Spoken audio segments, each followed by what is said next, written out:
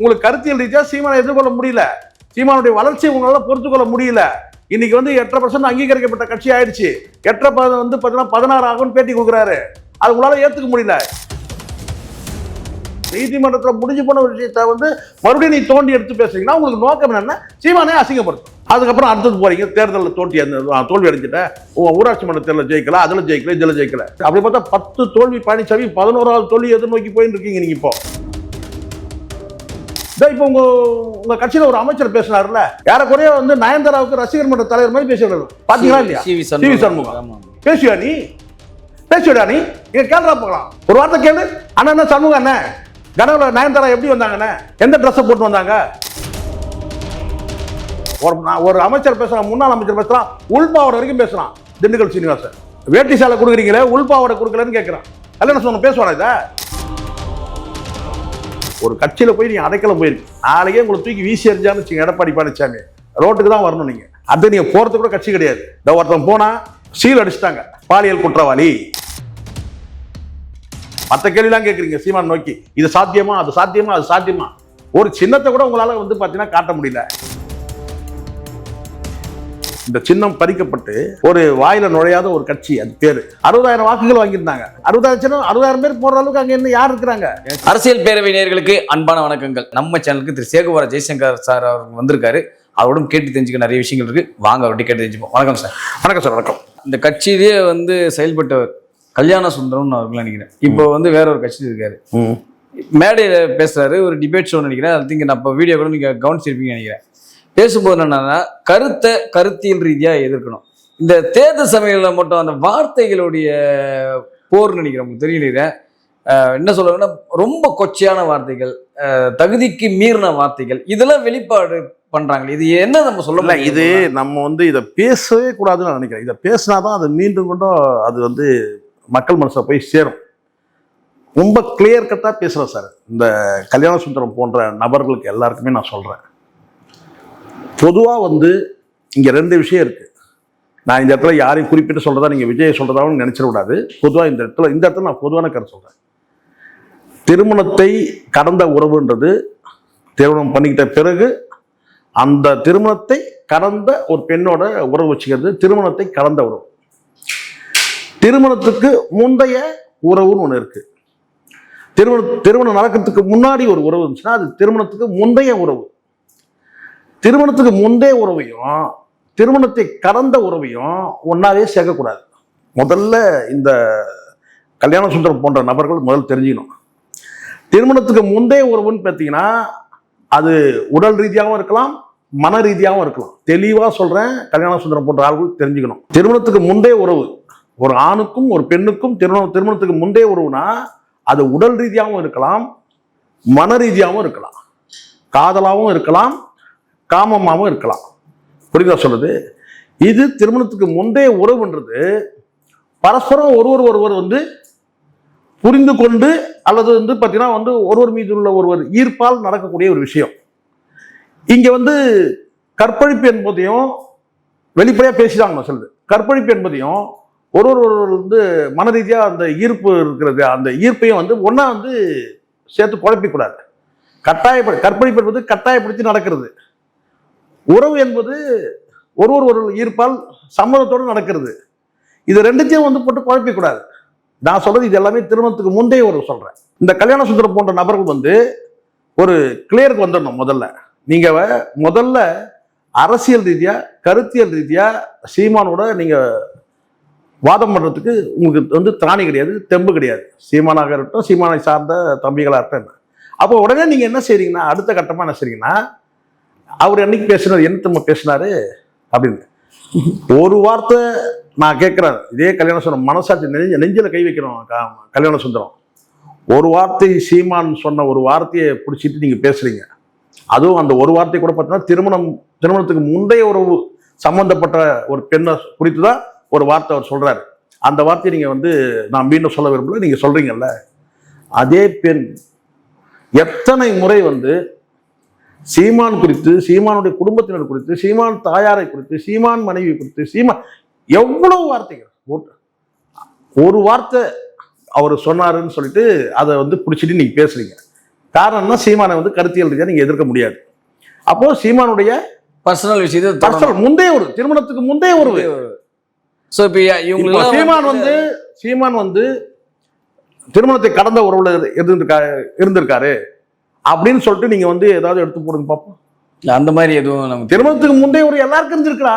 இப்ப நான் உனக்கு நான் கேட்கிறேன், இப்ப நான் தோண்டி எடுத்தா கல்யாணம் சுத்தமா சிக்குவான்.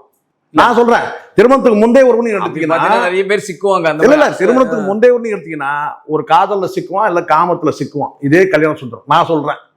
இல்ல இப்போ எனக்கு என்ன தோணுதுன்னா, ஒரு கட்சியோ இல்ல கட்சி தலைவரையோ நீ கருத்தியல் ரீதியா மோத முடியல சார். இப்ப நேரடியா உன்னால எதுவுமே முடியல. இந்த இடத்துல கண்டென்ட் எடுத்துக்கிறாங்க. இப்ப நான் சொல்றேன், இதே இடத்துல நான் சொல்றேன், இந்த இடத்துல நான் சொல்றேன். இப்ப நீங்க வந்து ஒரு வார்த்தை வைக்கிறீங்க, என்னன்னு கேட்டீங்கன்னா பெண்கள் பாதுகாப்பு குறித்து பேசுறாரு, அவர் வந்து பேசலாமா? உடனே அடுத்த சப்ஜெக்ட் எங்க போயிடும், நேரம் வந்து அங்க போயிடும். ஏன்னா அதை வச்சுதான் பலவீனப்படுத்திருந்தாங்க. சீமானை வந்து ஒரு பெங்களூர்ல இருந்து பேசக்கூடிய ஒரு நடிகையை வச்சுதான் அவருடைய அரசியல் வாழ்க்கையை இவங்க வந்து பலவீனப்படுத்தியிருந்தாங்க. நான் தான் முதல்ல சொன்னேன், ஒரு சோசியல் மீடியாவில் பேசும்போது, சமூக வலைதளத்தில் ஒரு குறிப்பிட்ட ஒரு யூடியூப்ல பேசும்போது, நானும் ஒரு தம்பி பிரபாகரன் சொல்லிட்டு ரகரம், அவரும் நானும் தான் சேர்ந்து நாங்கள் பேசும்போது தான் முதல்ல சொன்னேன், சீமான் வந்து இதை உடைக்கணும். முதல்ல வந்து இதை எவ்வளோ நாள் இந்த பலவீனத்தை வச்சு தூக்கி சுமக்க முடியும்? சீமான் வந்து எதிர்கொள்ளணும், சட்ட ரீதியாக எதிர்கொள்ளணும். எதிர்கொண்டாரு, முடிஞ்சிச்சு, முடிஞ்சு போன விஷயம். திருப்பி திருப்பி பேசுறீங்க, வெக்கமா இல்ல? இந்த இடத்துல சீமானை விட சீமான் நீங்க குற்றம் சாட்டுறீங்களா? சீமானை விட வந்து பாத்தீங்கன்னா நீங்க தான் இப்போ வந்து மீண்டும் மீண்டும் அந்த தவறை செய்யறீங்க. சீமான் வந்து ஒரு சம்பவம் நடந்துதான் நடக்குது, ஆனாலும் வந்து அதை முடிவு கொண்டு வந்துட்டாரு, சட்ட ரீதியா போய் அதை முடிச்சுட்டாரு. முடிஞ்சு போன விஷயம் அதை மீண்டும் மீண்டும் நீங்க பேசுறா, நீங்க எப்படிப்பட்ட கேவலமான இல்ல அவங்களுக்கு வேற தெரியல, வேற டார்கெட் பண்ண தெரியல. சீமான கேவலப்படுத்துறதா நினைச்சுக்கிட்டு சீமான கருத்தியல் ரீதியா உங்களால மோத முடியல. இன்னைக்கு வந்து நீங்க சொன்ன குற்றச்சாட்டெல்லாம் சுமந்து தான் அவர் அங்கீகாரமா வாங்கியிருக்காரு கட்சிக்கு. எப்படி நீங்க சொன்ன குற்றச்சாட்டெல்லாம் சுமந்து தான் அதுக்கு பிறகுதான் மக்களே வந்து அங்கீகாரம் கொடுத்து 8% கொடுத்து இன்னைக்கு வந்து கட்சி அங்கீகாரம் பெற்ற கட்சி. அப்ப சீமானே வந்து கேவலப்படுத்தணும். அப்ப எதுக்குன்னா அந்த திருமணத்துக்கு முந்தைய உறவு சம்பந்தமானதை அதை எடுத்து மீண்டும் மீண்டும் சுப்ரீம் கோர்ட்டே முடிச்ச விஷயத்த நீ பேசுற, நீ என்ன பேராசிரியர் எனக்கு ஒன்றும் புரியவே இல்லை. அப்ப புரியுதுங்களா? இப்ப நீங்க தான் கேவலமானவங்க. பேசுனா வேற பேசுங்க. இப்ப நீங்க தேர்தலில் போட்டி இல்லை, நீங்க வந்து பாத்தீங்கன்னா வந்து ஒரு ஊராட்சி மன்ற, நான் என்ன கேட்கறேன்னா இப்படி வாங்க, உங்க கட்சி 35% இருந்து எடப்பாடி பழனிசாமி 22 கொண்டு வந்து விட்டாரு, 20 கொண்டு வந்து விட்டாரு. சீமான் 3% இருந்து 8% போயிட்டாரு. இப்ப நீங்க சொல்லுங்க, 8% போலாம் சொல்லலாம். இப்ப சொல்லுங்க, நீங்க 0ல இருந்து அதுதான் நான் சொல்றேன். நீங்க மீண்டும் நான் சொல்றேன், ஒரு கட்சியில போய் நீங்க அடைக்கலம் போயிருக்கு, நாளைக்கே உங்களை தூக்கி வீசி எறிஞ்சான்னு வச்சுங்க எடப்பாடி பழனிசாமி, ரோட்டுக்கு தான் வரணும். நீங்க அது நீங்க போறது கூட கட்சி கிடையாது. இந்த ஒருத்தன் போனா இது ராஜீவ்காந்தி சீல் அடிச்சுட்டாங்க, என்னன்னு சீல் அடிச்சு அனுப்பிட்டாங்க, பாலியல் குற்றவாளி, முடிஞ்சு வச்சா. அது உண்மை நடந்ததா நடக்கலையான்னு தெரியாது. உன் கதையை என்ன ஆகும்னு பாரு. ஒரு இடத்துல இருந்துட்டு போயிட்டு அந்த இடத்த நீங்க மறுபடியும் நீங்க கேவலப்படுத்துறதுன்னு ஒண்ணு இருக்கு பத்தியா சார்? அது ரொம்ப ரொம்ப ரொம்ப வருத்தப்படுறேன் நான். அந்த கல்யாண சுந்தரம் மீது எனக்கு ஒரு மரியாதை உண்டு, ரொம்ப வருத்தப்படுறேன். கடைசியில நீ என்ன பேசுற? இல்ல நான் யூடியூப் ப்ரோட்டஸ்ட் கேள்விப்பட்டிருக்கீங்களா? நான் இந்த யூடியூப் ப்ரோட்டஸ்ட் சொல்ல, இவனுங்க இந்த யூடியூப் ப்ரோட்டஸ்ட்ல இந்த யூடியூப் ப்ரோட்டஸ்ட் சொல்ல, நான் ஜூலியர் சீசர் சொல்லக்கூடிய அந்த யூடியூப் ப்ரோட்டஸ்ட் சொல்ல நான். ஏன்னா நீயுமான்னு வாங்கல, எல்லாரும் கத்தியில குத்தும் போது நீயும் குத்துறப்பாரு. உனக்கு நல்லா தெரியும் இது திருமணத்துக்கு முந்தைய உறவுன்றது தெரியும். திருமணத்தை கடந்த உறவுல இருக்கிற ஒரு தலைவரோட நீங்க இன்னைக்கும் கூட்டணி பேசிட்டு இருக்கீங்கன்றாங்க. அதை பத்தி நீ பேசு, அதை பத்தி கூட பேச வேண்டிய உனக்கு வந்து பாத்தீங்கன்னா அவசியம் கிடையாது. அவசியம் தான் பேசலாம் கிடையாது. நாங்க பேசுறோம்னா வந்து பாத்தீங்கன்னா நாங்க தொடர்ச்சியா பேசிட்டு இருக்கிறோம். ஆனால் இந்த இடத்துல வந்து பாத்தீங்கன்னா ஒரு முடிஞ்சு போன விஷயம், திருமணத்துக்கு முந்தைய உறவை கொண்டு வந்து நீ மீண்டும் மீண்டும் பேசுறீங்கன்னா உங்களுக்கு கருத்தியல் ரீதியா சீமானை எதிர்கொள்ள முடியல, சீமானுடைய வளர்ச்சியை உங்களால பொறுத்து கொள்ள முடியல. இன்னைக்கு வந்து 8% அங்கீகரிக்கப்பட்ட கட்சி ஆயிடுச்சு. 8 வந்து பாத்தீங்கன்னா 16 ஆகும்னு பேட்டி கொடுக்குறாரு. அது உங்களால ஏத்துக்க முடியல. 8% நான் 16% ஆக்குவேன்னு பேசுறாரு. அப்போ உங்களால இதெல்லாம் ஜீர்ணிச்சுக்க முடியல. உங்களுக்கு சௌகரியமான ஒரு வந்து பாத்தீங்கன்னா ஒரு தம்பி இடும்பாவனம் கார்த்திக் இருக்கிறாரு. சௌகரியமான என்ன, இந்த இடத்துல வந்து பதில் கொடுக்க முடியாது.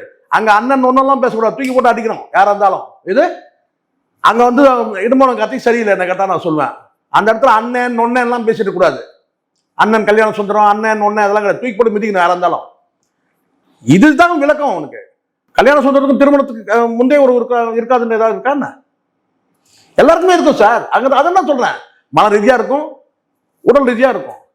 மலர் நினைவுகள் நம்ம தோண்டணும். கல்யாண சுந்தரத்தோட மலர் நினைவு. இப்ப நான் இப்ப நீங்க இன்னொரு கட்சியில போய் சேர்ந்துட்டீங்கன்னா இந்த கட்சியோடைய குறைகளை சொல்லலாம், இல்ல இந்த கட்சியை வந்து இப்படி வளர்ச்சி சரியில்லை, இது மாதிரி பண்றாங்க, இந்த மாதிரி விஷயங்கள் பண்றாங்க சொல்லலாம், தப்பு கிடையாது. அதுவும் கல்யாணத்துக்கு மீறி வருவனா கூட பிரச்சனை கிடையாது. முதல்ல இந்த காணொலி பார்க்கக்கூடிய அத்தனை பேருக்கும் நான் சொல்றேன், சீமானை வந்து ஒரு குறுகிய இந்த வட்டத்துக்குள்ளேயே வந்து பார்த்தீங்கன்னா முடைக்கிடலாம்னு நினைக்கிற அந்த தருதலைகளுக்கும் தற்கொலைகளும் சேர்ந்து நான் ஒன்று சொல்றேன். முதல்ல இதை புரிஞ்சுக்கிற முதல்ல. திருமணத்தை கடந்த உறவு வேற, திருமணத்துக்கு முந்தைய உறவு வேற. திருமணத்துக்கு முந்தைய உறவுல காதல் இருக்கும், காமம் இருக்கும், கண்ணீர் இருக்கும், வேதனை இருக்கும், எல்லாமே இருக்கும். ஆனால் முழுக்க முழுக்க திருமணத்தை கடந்த உறவுனா அவன் வந்து பார்த்தீங்கன்னா மனைவி கிட்ட கிடைக்காத வந்து ஒரு காமத்துக்காக அவன் பலியாகிறனா இருப்பான். நீங்க ரெண்டுத்தையும் கொண்டு வந்து ஒன்னா சேர்த்துக்காதீங்க. நான் மீண்டும் கூட சொல்றேன், முடிஞ்சு போன விஷயத்த மீண்டும் மீண்டும் பேசினா சரியான பதிலடி கொடுக்கறதுக்கு அங்க சரியான ஆள் இருக்கணும். வெக்கம் கெட்டவனுக்கு தான் மீண்டும் மீண்டும் திரும்ப திரும்ப இதே பேசுவானுங்க. கல்யாணம் சொல்றது நான் நேரடியாவே நான் சொல்றேன், உனக்கும் வந்து பார்த்தீங்கன்னா திருமணத்துக்கு முந்தைய உறவு இருக்கா இல்லையா? இருக்கும்னு நான் சொல்றேன்.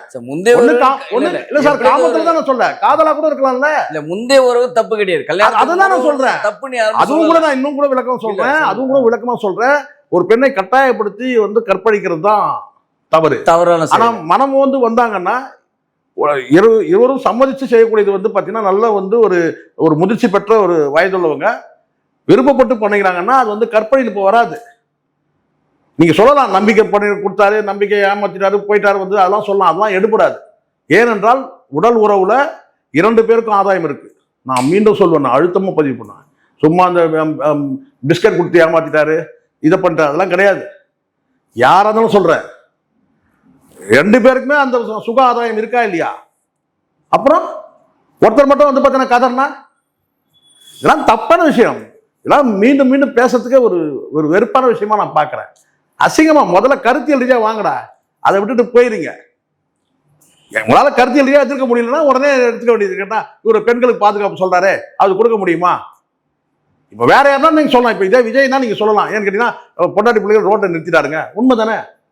சீமானுக்கு அந்த மாதிரி ஏதாவது இருக்கா? யாராவது கதறாங்களா? ரோட்ல வந்து கத்துறாங்களா? சொல்லுங்க. இல்ல யாராவது விஜய்க்கு வந்து பாத்தீங்கன்னா ஏன் அமீர் ஒரு கேள்வி கேட்கறது நியாயம் தானே? யோ, உன் பொண்டாட்டி பிள்ளைகளே வந்து பார்த்தீங்கன்னா பாதுகாப்புல வந்து ரோட்டில் வந்து கத்துறாங்கன்னா நீ வந்து பெண்கள் உரிமையை நீ எப்படி பாதுகாப்ப அப்படின்னு கேட்கறது நியாயம் தானே? ஆனால் இங்கே அப்படி கிடையாது. மனைவி பிள்ளைகளோ இல்லை சொந்த பந்தங்களோ கிடையாது. திருமணத்துக்கு முந்தைய உறவு இருந்திருக்கு, அவங்க வந்து பார்த்தீங்கன்னா வந்து கருத்து வேற்றுமை பிரிகிறாங்க, அப்போ அவங்க ஒரு குற்றச்சாட்டு வைக்கிறாங்க. அது கூட நீதிமன்றத்தில் முடிஞ்சு போன விஷயம். நீதிமன்றத்தில் முடிஞ்சு போன விஷயத்த வந்து மறுபடியும் நீ தோண்டி எடுத்து பேசுறீங்கன்னா உங்களுக்கு நோக்கம் என்னன்னா சீமானே அசிங்கப்படுத்தும். இதே ஒரு வட்டத்துக்குள்ளே வச்சிடலாம், சௌகரியமா இருக்கு, சீமானை முடைக்கிடலாம், இப்படியே முடிக்கலாம். அதுக்கப்புறம் அடுத்தது போறீங்க, தேர்தலில் தோல்வி அடைஞ்சிட்ட, ஊராட்சி மன்ற தேர்தலில் ஜெயிக்கல, அதில் ஜெயிக்கல, இதில் ஜெயிக்கல, பர்சன்டேஜ் ஓட்டு அப்படி பார்த்தா 10 தோல்வி பழனிசாமி 11வது தோல்வி எதிர்நோக்கி போயின்னு இருக்கீங்க நீங்க. இப்போ இதுலயும் காலி தான் ஆக போறீங்க நீங்க. இதுலயும் சொல்ல அது நடக்கத்தான் போகுது. பேசினா எல்லாரும் இப்ப நீங்க பேசுறீங்க. நான் ஒண்ணு கேட்கணுமா? கல்யாண சுந்தரத்தை ஒரே கேள்வி. இப்ப உங்க கட்சியில ஒரு அமைச்சர் பேசினார்ல, யாரக்குறைய வந்து நயன்தாராவுக்கு ரசிகர் மன்ற தலைவர் மாதிரி பேசுறாரு, பாத்தீங்களா இல்லையா? சிவி சண்முகம் எப்படி கனவுல வந்துடும்? ஒரு லா அமைச்சர், சட்டத்துறை அமைச்சர், எம்பி, கரண்ட் எம்பி பேசுவியா நீ? பேசுவியா நீ கேட்கற? நீங்க சீமான கை நீங்க கேட்கறல, நீங்க கேள்றா போகலாம். ஒரு வார்த்தை கேளு. அண்ணா என்ன சண்முகம் அண்ணே கனவுல நயன்தாரா எப்படி வந்தாங்கண்ணே? எந்த ட்ரெஸ் போட்டு வந்தாங்க? மேலாடையோட வந்தாங்களா, மேலாடை இல்லாத வந்தாங்களா, உள்ளாடையோட வந்தாங்க, உள்ளாடை இல்லாம வந்தாங்களான்னு கேட்பியாரா நீ? தப்பு இல்லது. யாரும் இந்த கேள்வி நீங்க போறனா அங்க அவனை போய் கேட்கணும்ல, சிவி சண்முகத்தை கேட்கணும்ல நீ.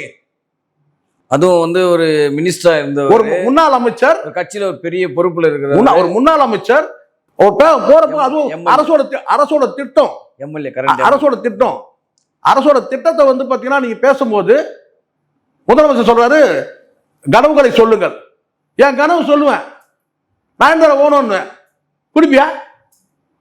இதெல்லாம் வந்து கேவலமான. இதை கண்டிக்க துப்பு இருக்கா உங்களுக்கு? உங்க எடப்பாடி பழனிசாமி இதை கண்டிக்க துப்பு இருக்கா? கண்டிக்க துப்பு இருக்கான்னு கேட்கிறேன். சிவி சமூகத்தை கண்டிக்க துப்பு இருக்கா எடப்பாடி பழனிசாமிக்கு? நீ பேசுவியா? நீ முதல்ல இதே மேடையில நான் எங்கன்னா கிழிச்சிருப்பான். அங்கேயே தப்பு. சரி சார், முடிஞ்சா அந்த உங்களுக்கு வந்து கருத்தியல் ரீதியா சீமானை எதிர்கொள்ள முடிஞ்சா கருத்தியல் ரீதியா எதிர்கொள்ளுங்க. இல்ல வந்து பாத்தீங்கன்னா நாம் தமிழர் நீங்க கருத்தியலா எதிர்கொள்ளுங்க. அதை விட்டுட்டு சும்மா வந்து போறேன் இந்த பொம்பளை விஷயத்தையே எடுத்து சும்மா நோண்டிக்கிட்டே இருக்கான்னு நினைச்சுன்னா அது வந்து அதெல்லாம் ஒரு காலம் போயிடுச்சு. நீங்க எல்லாம் துரோகிகள். எதிரிகள் கூட நிறுத்திட்டான் பேசுறத. துரோகிகள் தான் நீங்க பேசிட்டு இருக்கீங்க, மீண்டும் மீண்டும் பேசிட்டு இருக்கீங்க. சீமானை தொட்டீங்கன்னா கெட்டீங்க நீங்க. சும்மா போற போக்குல வந்து பாத்தீங்கன்னா அப்படியே லெப்ட் ஹேண்ட்ல நான் வந்து அதை ஒரு என்னைக்கோ ஒரு சொன்ன ஒரு விஷயத்தை அப்படியே எடுத்து அப்படியே பதிவு பண்ணி வச்சுக்கிட்டு அதை வச்சே நீங்க மையப்படுத்துறீங்களா? அப்ப நேத்து பேசுறது ஏன் மறந்துச்சு உனக்கு? நேத்து உங்க அமைச்சர் உங்க முன்னாள் அமைச்சர் பேசுறாருல, அது எப்படி மறந்துச்சு? அதையும் பேசு. வெக்கமா இல்ல? என்னடா டேஸ்ட் இது? வெக்கம் கட்ட டேஸ்ட். நைட் வந்து பார்த்தீங்கன்னா கனவுல அப்ப கனவு காண்றதுன்னா என்ன அர்த்தம்? அப்ப கனவுல இதே நினைப்புல நயன்தாரா நினைப்புல இருக்கிற மக்களை பத்தில கனவு, மக்களை பத்திலாம் இல்ல. இதை சொல்றதுக்கு வெக்கப்படுறவனா எடப்பாடி பழனிசாமி உடனே கண்டிக்க வேணாம். இவங்க நடவடிக்கை எடுத்திருக்காங்களா? பொள்ளாச்சி விஷயத்துல நடவடிக்கை. அரசு நல்லா புரிஞ்சிடும், தெளிவா சொல்லிடுற இந்த இடத்துல புரிஞ்சுங்க. அரசு ரீதியா ஒரு அரசு வந்து பார்த்தீங்கன்னா ஒரு குற்றத்தில் வந்து பார்த்தீங்கன்னா அரசு ரீதியா வந்து பார்த்தீங்கன்னா வந்து ஒரு நிர்வாக ரீதியான்றது வந்து நடவடிக்கை எடுக்குது. அவ்வளவுதான். பொள்ளாச்சி விஷயத்துல நிர்வாக ரீதியா கூட நீங்க நடவடிக்கை நீங்க பெருமையா சொல்லிக்க முடியாது. குற்றம் நிகழாம தடுக்கிறது தான்டா அரசோட வேலை அப்படின்னு எங்களால சொல்ல முடியும். எப்படி ஒரு குற்றம் நிகழாமல் தடுக்கிறது தான் அரசோட முதல் வேலையா இருக்கு. அதுக்கப்புறம் நீங்க வந்து காவல்துறை நடவடிக்கை எடுக்குது. ஆனா அதையே நீங்க பெருமையா சொல்ல முடியாது. நாங்க ஒரு சம்பவம் நடந்திருக்கு, நாங்க நடவடிக்கை எடுத்துருக்கோம். அதே தான் ஏஐயும் நடந்திருக்கு, சம்பவம் நடந்திருக்கு, நடவடிக்கை எடுத்திருக்கிறாங்க திமுக ஆட்சியிலையும் இல்லையா? எதையும் கொண்டு வந்து ஒப்பிடக்கூடாது. இதை பெருமையாலாம் சொல்ல முடியாது. எல்லா ஆட்சியிலையும் நடக்குது சார். குஜராத்ல 40,000 பெண்கள் வந்து காணாம போயிட்டாங்க, பாலியல் தொழிலில் ஈடுபடுத்தப்பட்டாங்க சொல்லி தேசிய குற்ற ஆவண காப்பகம்னு ஒன்று இருக்கு. அங்கிருந்து ரிப்போர்ட்டே கொடுத்துருக்காங்க. கடந்த 5 ஆண்டுகள் வந்து 40,000 பெண்கள் காணாம போயிடுச்சு. இந்தியா முழுவதும் தான் இருக்கு இந்த பாலியல் குற்றங்கள்.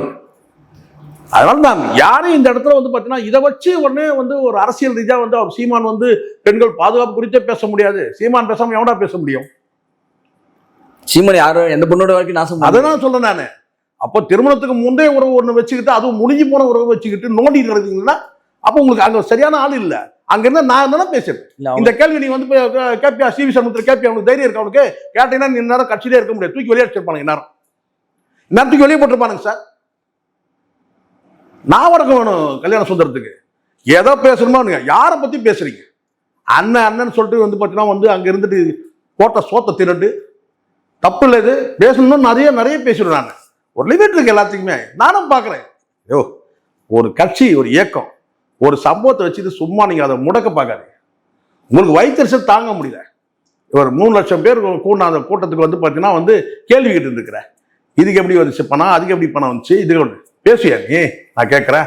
எவ்வளோ பல பேர் அதான் நோண்டிடுறான். இவ்வளோ பெரிய மாநாட்டத்தினால இருக்குன்னு நல்லா தெரிஞ்சு எந்த தலைவர் வந்து பார்த்தீங்கன்னா மக்கள்கிட்ட நேரடியாக வந்து எனக்கு நிதி கொடுங்கன்னு சொல்லிட்டு நேரடியாக வெளிப்படையாக தானே கேட்குறாரு. வெளிப்படையாக தானே கேட்குறாரு. ரகசியமா ஏதாவது கைவிட்டு வாங்குறாங்களா? ரகசியமா வந்து அவர் மேல எந்த ஊழலும் சொல்ல முடியாது. எஸ்பிஐ சொல்ல முடியாது. எஸ்பிஐ வந்து ஒரு இது போட்டிருக்காங்க. கார்பரேட் நிறுவனம் கிட்ட இருந்து எந்த பணமும் வந்து பார்த்தீங்கன்னா நாம் தமிழர் கட்சி கைமாறலன்றத வந்து எஸ்பிஐ ரிப்போர்ட் கொடுக்குது. அப்ப எவ்வளவு வெளிப்படையா இருக்கு? இதுதான் புரிஞ்சுக்கணும். முதல்ல மக்கள்கிட்ட கேட்கிறாருன்னா இப்ப என்கிட்ட கேட்கிறாரு, உங்ககிட்ட கேட்கறாரு, வெளிப்படையா கேட்கலாமே, தப்பு ஒன்றும் கிடையாது. நேரடியா வந்து இந்த நீங்க வந்து நிதி கேட்கறதுன்றது வந்து அது எப்படி தப்பான நடவடிக்கை ஆயிடும்? மறைமுகமா ரகசியமா போயிட்டு வந்து வாங்கினாதான் அதுதான் குற்றம். நேரடியா எனக்கு நிதி கொடுங்கன்னு கேட்கிறாங்க. புரிஞ்சுக்காம வந்து ரொம்ப தப்பான விஷயம் இது. இதை வந்து ஒருத்தர் போடவும் இதுக்கு வந்து ஒருத்தர் வந்து தோச்சிட்டாரு காய போட்டாரு அப்படின்னு பேசுறதும் நான் கேட்கிறேன். நான் என்னத்தை தோச்சு காய போட்டாரு? இது ஒரு பெருமையாடா? இது ஒரு சந்தோஷமாடா? தோச்சு காய போட்ட என்ன தோச்சு காய போட்டாரு? திருப்பி துவைக்கிறதுக்கு அங்க ஆள் பக்கத்துல சரியான ஆள் இல்லை. அவன் தம்பி இடுமானம் கார்த்திக் வந்து அந்த பழைய உறவுல இருக்கு. அண்ணன்ற மரியாதையில் அது நாகரிகம் தான். அது தப்புன்னு சொல்ல முடியாது, அது நாகரிகம் தான். நாகரிகங்கிறது வந்து பார்த்தீங்கன்னா அண்ணன் அதை பேசாதீங்க அப்படின்னா நம்ம மாதிரி ஆளுங்கன்னா அங்கே துவைச்சு பதில் திருப்பி துவைக்கிறது எப்படி இருக்குன்னு தெரியும். இது திருப்பி போட்டு அடிப்போம். அங்கே கல்யாண சுந்தரம் முக்கியம் கிடையாது. கட்சியில் இருக்க அத்தனை பேரும் நம்ம பேசுவோம். ஒரு அமைச்சர் பேசுறான், முன்னாள் அமைச்சர் பேசுறான், உள்பாவடை வரைக்கும் பேசுறான். திண்டுக்கல் சீனிவாசன் பேசுவியா நீ? உள்பாவடை எங்க கொடுக்குறதுன்னு கேட்கறான். வேட்டி சேலை கொடுக்குறீங்களே உள்பாவடை கொடுக்கலன்னு கேட்கறான். அது ஒரு நாகரிகம் தெரியும். அப்போ இது ஒரு நாகரிகமா? இது பேசுவியா நீ? இப்போ கல்யாண சுந்தரம் பேசுவானா? இதை திண்டுக்கல் சீனிவாசன் சொன்ன வார்த்தை என்ன? தப்பான இதெல்லாம் புரிஞ்சு முதல்ல இப்போ ஒரு ஒரு தேர்தல் அறிக்கையில இந்த விஷயம்லாம் சொல்லப்பட்டிருக்கு. இதெல்லாம் சாத்தியம் இல்லையான்னு சில பேர் கேட்கறாங்க. சாத்தியமாக்குறது தான் நம்ம வேலை. யார் சாத்தியமாக்கணும்? நம்ம தானே சாத்தியமாக்கணும். ஒரு கட்சி வந்து வெளியிடுதுன்னா சாத்தியக்கூறுகள் எப்படி இருக்கு அப்படின்னு நம்ம பார்க்கணும். சாத்தியமாக்குறது எப்படின்றது அந்த உத்தியை நம்ம வந்து கையில் எடுக்கணும். அது வந்து ஒரு அரசியல் என்ன.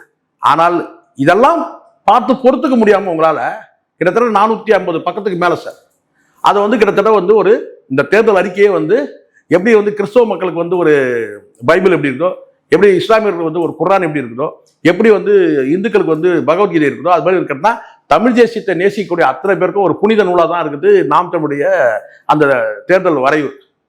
அதை ஜீர்ணிக்க முடியாம நீங்க பேசுறீங்க, அவ்வளவுதான். சரி சார், பினிஷ் பண்ணும்போது இதான் நான் சொல்றேன். உங்களால தாங்கிக்கொள்ள முடியல. ஏன்னா தமிழ் தேசியத்தை நேசிக்கக்கூடிய அத்தனை பேருக்கும் வந்து ஒரு புனித நூல் அது வெறும் தேர்தல் அறிக்கை கிடையாது. அப்ப இந்த இடத்துல உங்களுக்கு வந்து சீமானை வந்து எப்படி நாம் தமிழை வீழ்த்துவது? சீமானை வீழ்த்தினால் நாம் தமிழை வீழ்த்திடலாம். அப்ப என்ன செய்யணும்? சீமானை வீழ்த்தணும். சீமானை எப்படி வீழ்த்த முடியும்? இருக்கிறா தேஞ்சி போன ஒரு ரெக்கார்டு ஒண்ணு இருக்குல்ல, அதை எடு. அது என்ன பண்ணாலும் அவர் வீழ்த்தலாம் முடியாது, அது வேற விஷயம். யாரையும் இது ஒன்னு நல்லா தெரியும். சீமானை தொட்டீங்கன்னா கெட்டீங்க. நீங்க சீமான் மேல சின்ன கீரல் போடணும் கூட நீங்க நினைக்க கூடாது. அதுவும் நீங்க துரோகிகள். நீங்க உடனே நீங்க வந்து இப்படி முத்திர குத்துறீங்க. உடனே வந்து திமுக ஆதரவா இருக்காங்க. எவ்வளவு நாளைக்கு தான் இப்படியே சொல்லிட்டு இருப்பீங்க? நேர்மையா பேசுறேன் எதனா ஒண்ணு சொல்லுங்க. திமுக நம்மளே அப்படிதானே சொல்லிட்டு கிடக்குறாங்க. நான் வந்து பல மீடியா மெயின் ஸ்ட்ரீம் மீடியாக்கெல்லாம் பார்த்துட்டு தான் இருக்கேன். சீமான் பத்தி ஒரு செய்தி போடும்போதோ இல்ல சீமான் அவர்களை பத்தி ஒரு இது பண்ணும்போதோ இல்ல அந்த மாநாடு போட்டோ காட்டும் போதோ என்ன பண்றாங்கன்னா, அவருடைய சின்னம் இப்போ உங்களுக்கு தெரியும். இப்போ அவருடைய கரண்ட் இருக்கிற சின்னம் வந்து ஏற்கலப்பை பிடிச்சிட்டு இருக்கிற விவசாய சின்னம், சரிங்களா? ஆனா பல மெயின் ஸ்ட்ரீம் மீடியா என்ன பண்றாங்கன்னா, பழைய சின்னம் பார்த்துருக்கீங்க, அவர் கரும்பு வச்சு நிற்பாரு, அந்த சின்னத்தெல்லாம் போடுறாங்க. இப்போ இது ஏன் போடுறாங்க? மெயின் ஸ்ட்ரீம் மீடியாக்கள் ஏன் போடுறாங்க? மக்கள் வந்து கன்ஃபியூஸ் ஆகிட மாட்டாங்களா இதனால? இல்ல, இது ஒன்று போற போக்கில் நம்ம வந்து என்ன சொல்லலாம், ஒரு என்ன சொல்ல இடது கையில வந்து ஹேண்டில் பண்ண சொல்லுவாங்கல்ல, லெஃப்ட் ஹேண்ட்ல டீல் பண்ற மாதிரி அப்படி கூட நம்ம சொல்ல முடியும். ஒரு பொறுப்பான ஒரு மெயின் ஸ்ட்ரீம் மீடியாக்கள் என்ன செய்யணும்னா, அப்படியே போற போக்கில் ஒரு லெஃப்ட் ஹேண்ட்ல இந்த இது ஒரு கட்சி இந்த சின்னம் அந்த சின்னமாப்பா நான் சொன்னா கரும்பு விவசாயம். ஆனால் அப்டேட் ஆகிருக்கணும் கண்டிப்பா. அதுல இருக்கிற அத்தனை பேருமே, நான் சொல்றேன் மெயின் ஸ்ட்ரீம் மீடியாவில் இருக்கிற அத்தனை பேருமே அப்டேட் ஆகிட்டாங்க.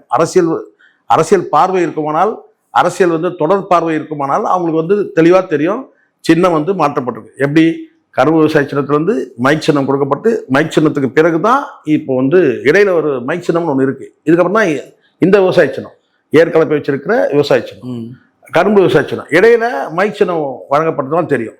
அப்போ ஒரு விவசாய சின்னம் கொடுக்கப்பட்டு இன்னொரு விவசாய சின்னம் கொடுத்தாங்கன்னா கூட நான் கன்ஃபியூஸ் ஆயிட்டேன் அப்படின்னு நீங்க சொல்ல முடியும்.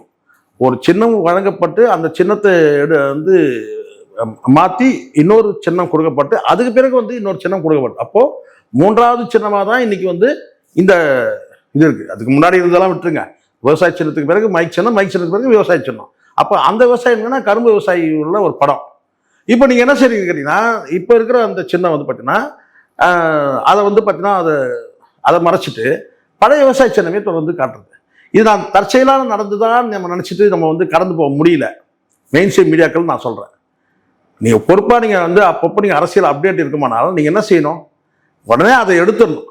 ஒரு யூடியூப்ல காட்டுறாங்கன்னா கூட நீங்க சொல்லலாம். ஆனா மெயின் ஸ்ட்ரீம் மீடியாக்கள்ல வந்து பழைய சின்னத்தை காட்டுறதுன்றது ஒரு கன்ஃபியூஸ் பண்றது தான். இதை தாண்டி இன்னொன்று ஒரு சந்தேகம் இருக்கு. என்ன சந்தேகம்னா,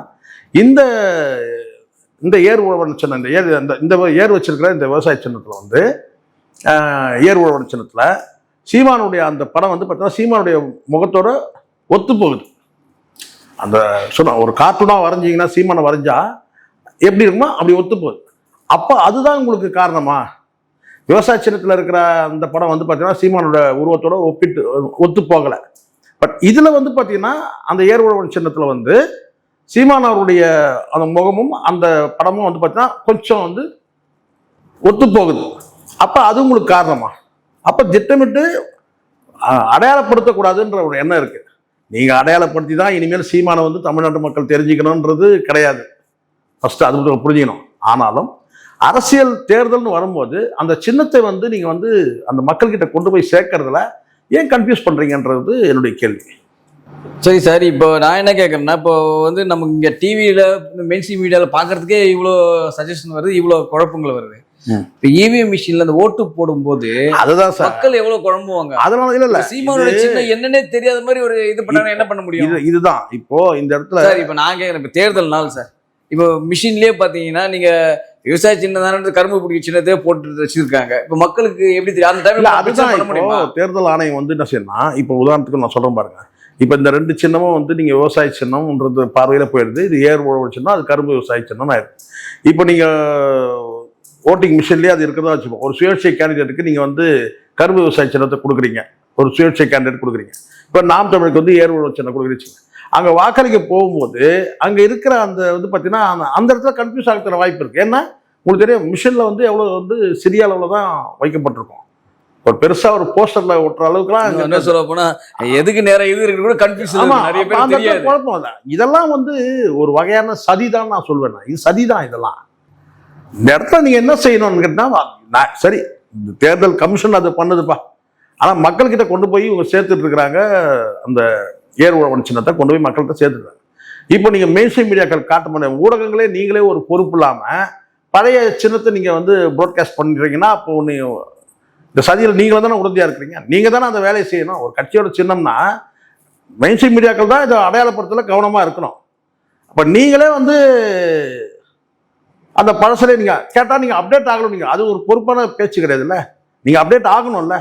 அங்க இருக்க வந்து அந்த ஊடகத்தை நடத்தக்கூடிய நிர்வாகிகள் அத்தனை பேருமே நான் சொல்றேன், அது ஆங்கரா இருக்கட்டும், அது எடிட்டரா இருக்கட்டும், எல்லாருமே அப்போ அப்டேட் ஆகாது உங்களுடைய தப்பு இல்லை. அப்போ ஒரு சின்ன வந்து பார்த்தீங்கன்னா விவசாய சின்ன ஒரே மாதிரி கட்டிங்களா? அப்போ நான் கேட்குறேன் வந்து உதயசூரனை மென்ஷன் பண்ணும்போது நீங்கள் ரெட்டையிலை காட்டுவீங்களா? முடியாது. அப்போ ரெட்டையிலை காட்டுவோம். நீங்கள் வந்து அதிமுக மென்ஷன் வந்து சூரியனை போடுவீங்களா? அப்போ போட மாட்டீங்கல்ல. அப்போ அதே மாதிரி சின்னம்னு ஒரு பண்ணால் இன்னைக்கு விவசாய சின்னம் இடையில, அதனால தான் நான் மீண்டும் சொல்கிறேன், நேரடியாக கரும்பு விவசாயிக்கிட்ட இருந்து ஏர் உழவு சின்னத்துக்கு வரல. முதல்ல கரும்பு விவசாயம், அதுக்கு பிறகு வந்து மைக் சின்னம் வழங்கப்படுது. அப்போ நீங்கள் அப்டேட் ஆகணும்ல. அப்போ உங்களுக்கு சௌகரியமா இருக்கு, அந்த சின்னம் கிடைக்கலன்னா அப்போ வந்து வேணா கேட்டு வாங்கிக்கோங்க. அந்த எம்பளம் கிடைக்கலையா சொல்லுங்க. நாம் தமிழர் வந்து பார்த்தீங்கன்னா அப்போ எங்கே போனாலும் வந்து பார்த்தீங்கன்னா யூடியூப்லேயே வந்து நாம் தமிழர் அந்த செய்தியை வெளியிடக்கூடிய அந்த யூடியூப்ல இருக்கிற பிள்ளைகளை அதை போட்டுட்டு தான் இருக்கிறாங்க. மெயின் ஸ்ட்ரீம் மீடியா உங்களுக்கு வந்து அவ்வளோ அலட்சியம். இது அலட்சியமா அல்லது திட்டமிட்ட சதியா? இல்ல இதுல நான் என்ன கேட்கிறேன், உங்களால ஒரு மாநாடு நடத்தினா அந்த மெயின் ஸ்ட்ரீம் மீடியால வந்து பாத்தீங்கன்னா உங்களுக்கு அந்த மாநாட்டு நிகழ்வுலாம் காட்சிப்படுத்துறீங்க, அதை வாங்கி அதை காட்சிப்படுத்தி என்னதான் பண்றீங்கன்னு தெரியல. செய்தியில ஒரு செகண்ட் கூட காட்ட மாட்டேங்கிறீங்க. விஜய்னா எல்லாம் அதே விஜய் தான் வந்து போயிட்டாரு, பக்கெட்டை தூக்கிட்டாரு, கார்ல ஏறிட்டாரு, அவர் நடிகர், மண்ணை மிதிச்சிட்டாரு, நடிகர். கேவலமா இல்லை இவங்களுக்கு? மானங்கட்ட பொறுப்புல இது. ஒரு உணவுபூர்வம்னா ஒரு மாநாடு நடக்கு சார். அந்த மாநாட்டில் வந்து 500க்கும் மேற்பட்ட தமிழ் அறிஞர்களுடைய படங்கள் வைக்கப்படும். அதை நீங்கள் ஒரு ஒரு காட்சி பதிவாகவே வெளியிடலாம் நீங்கள் நினச்சிங்கன்னா. இது அவ்வளோ படங்களையும் காட்டி வந்து, ஏன்னா ரொம்ப ரேரஸ்ட் அரிதான படங்கள் கூட அதில் இருந்தது. ஆனால் அது உங்களுக்கு மனசு வரல.